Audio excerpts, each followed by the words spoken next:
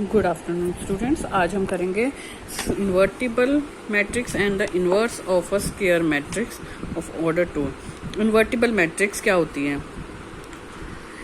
अ square matrix किसी भी order की square matrix is said to be an invertible matrix if and only if there exist another square matrix such that एक आपके पास है ही है, एक और स्क्वायर मैट्रिक्स आ रही है, दोनों ही स्क्वायर हैं। उन दोनों को हम जैसे मर्जी मल्टीप्लाई करें, चाहे ए पहले रखें और बी बाद में रखें, या बी पहले रखें और ए बाद में रखें, उनका आंसर जो है एक आइडेंटिटी मैट्रिक्स आता है। मतलब कि एक आपके पास स्क्वायर मैट्रिक्स है, एक और भी स्क्वायर मैट्रिक्स है, मतलब कि दो स्क्वायर मैट्रिक्स हैं।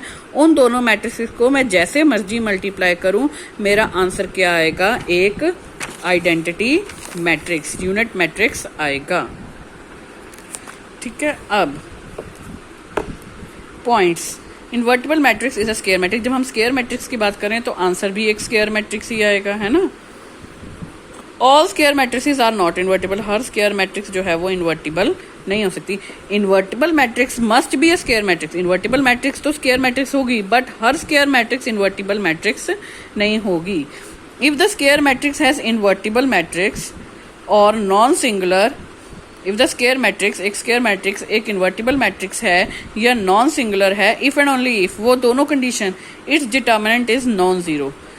चाहे वो invertible matrix बन जाए, एक square matrix अगर वो invertible है या non-singular है, दोनों की कंडीशन सेम है कि उसका डिटर्मिनेंट नॉन जीरो आएगा। मतलब कि इसका मतलब क्या है कि अगर मैंने किसी मैट्रिक्स को नॉन सिंगुलर बताना है या इन्वर्टिबल बताना है तो उसका डिटर्मिनेंट नॉन जीरो आना चाहिए। उल्टा अगर डिटर्मिनेंट नॉन जीरो है, इसका मतलब वो नॉन सिंगुलर और इन्वर्टिबल है। फर्स्ट केस, अगर सिंपल सी बात है, अगर डिटर्मिनेंट नॉन जीरो है तो वो मैट्रिक्स इन्वर्टिबल भी होगी और या फिर नॉन सिंगुलर होगी। ठीक है।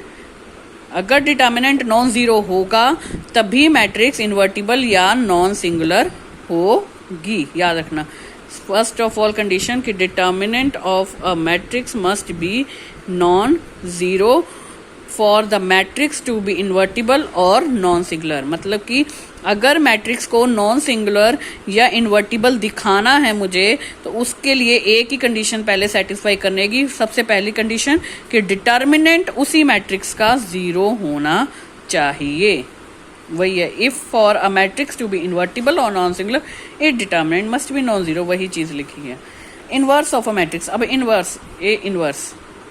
If A and B are square matrices such that AB is equals to BA is equals to I, मतलब कि A और B ऐसे स्क्वायर मैट्रिक्स हैं कि वो इन्वर्ट, ठीक है, कि AB is equals to BA is equals to I, ये वाली कंडीशन वो सेटिस्फाई कर रहा है, then B is called the inverse of A। अगर उन दोनों को मल्टीप्लाई करके आंसर मेरा आइडेंटिटी आ रहा है तो इसका मतलब वो इनवर्स है A का। B क्या है? इनवर्स है A का। तो मैं B को कैसे लिखूंगी? A inverse. सिंपल सी बात है ना, जैसे आपने किया सिंपल कोई भी दो नंबर की मल्टीप्लिकेशन है जो 1 हो रही है, जैसे 3 × 1/3 है ना, 1 आ गया। मतलब कि ये जो दूसरा नंबर है ये इसका रेसिप्रोकल हो गया। ये जो 1/3 है वो 3 का क्या हो गया? इनवर्स, है ना। यही बात हुई ना। दो नंबर्स की मल्टीप्लिकेशन कब 1 होती है?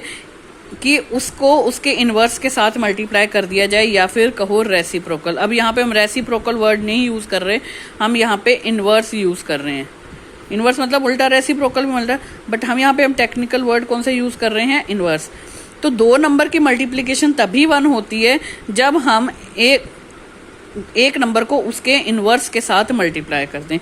ऐसे यहाँ पर अगर ए बी की मल्टीप्लिकेशन आई है तो इसका मतलब बी क्या है? A inverse. और यहाँ पे हम उसको 1/3, जैसे यहाँ पे मैं 1/3 को 3 raised to the power -1 लिख सकती हूँ, तो वैसे यहाँ पे अब मैं 1/a ना लिख के ए इनवर्स लिख रही हूँ। क्या लिख रही हूँ? ए इनवर्स, -1 दे रही हूँ। 1/3 ना लिख के 3 की पावर जैसे मैं -1 लिख सकती हूँ, तो वैसे ही यहाँ पे मैंने 3 की जगह a लिख दिया, a -1। तो वही है, अगर A B A is equal to I है तो बी जो है उसको मैं ए इनवर्स लिख सकती हूँ। उल्टा भी लिख सकते हैं, बी ए को बी इनवर्स लिख सकते हैं, दोनों चीज़ें हैं। ज़्यादातर हम ऐसे लिखते हैं कि A B is equals to B A is equals to I, it implies B is equals to A inverse. तो मैंने अब बी की जगह क्या लिख दिया, ए इनवर्स। बी की जगह क्या लिख दिया, ए इनवर्स। तो जहां जहां बी था वहां वहां मैंने क्या लिख दिया, ए इनवर्स। तो A inverse is equals to A inverse into A is equals to identity.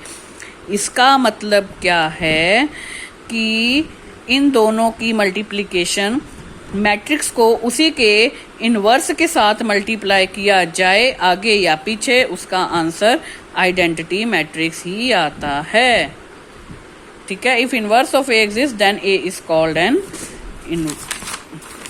Invertible matrix. अगर जिस मैट्रिक्स का इनवर्स एग्जिस्ट कर गया, जिस मैट्रिक्स का इनवर्स एग्जिस्ट कर गया, वो मैट्रिक्स क्या कहलाई जाती है, इन्वर्टिबल मैट्रिक्स। दूसरी कंडीशन कि इनवर्स, अगर किसी मैट्रिक्स का इनवर्स आ गया, वो मैट्रिक्स क्या होती है, invertible matrix. Inverse invertible, inverse invertible, दोनों ही। अगर इनवर्स आ गया तो इन्वर्टिबल अपने आप बन गई वो मैट्रिक्स। तो ये आपका रिजल्ट बहुत ज़्यादा इम्पोर्टेंट है, स्टार लगा लो, कि ए को जिस मैट्रिक्स को उसी के इनवर्स के साथ मल्टीप्लाई कर दिया जाए, जैसे मर्जी आगे पीछे, आंसर आइडेंटिटी मैट्रिक्स, मतलब कि इस वाली फॉर्म में आएगा, या फिर कोई भी ऑर्डर, जिस ऑर्डर की आपकी स्क्वायर मैट्रिक्स है उस फॉर्म में आएगा। ठीक है, ये दोनों चीज़ें आपको समझनी बहुत ज़रूरी हैं, तभी हम आगे के क्वेश्चंस कर सकते हैं। An invertible matrix has a unique invertible matrix का हम यूनिक इन्वर्स, मतलब कि हर इन्वर्टिबल मैट्रिक्स का एक ही इन्वर्स होता है, यानी कि आपके दो दो इन्वर्स होंगे। अब 3 का 1/3 इन्वर्स है, 1/2 तो होने से रहा है ना।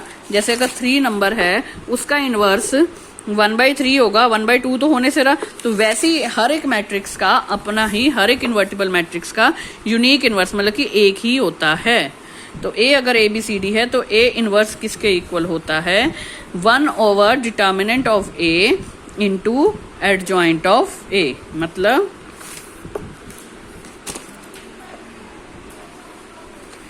ए इनवर्स कैसे निकालते हैं, 1 डिटर्मिनेंट, उसी मैट्रिक्स का डिटर्मिनेंट, और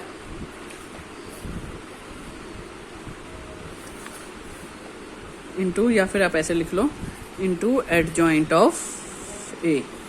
तो ए इनवर्स कैसे निकलती है, उसी मैट्रिक्स का एडजॉइंट निकालो और डिवाइड कर दो डिटर्मिनेंट से। इनवर्स कैसे निकालते हैं, adjoint of A divided by the A determinant. ठीक है, तो हमने कल करा था एडजॉइंट ऑफ ए, आज हमने करा है इन्वर्टिबल मैट्रिक्स। तो इन्वर्टिबल मैट्रिक्स इनवर्स कब निकलता है, जब हम उसी मैट्रिक्स के एडजॉइंट को उसी के डिटर्मिनेंट से डिवाइड कर देते हैं। तो आगे यही फॉर्मूला आपका यूज होने वाला है।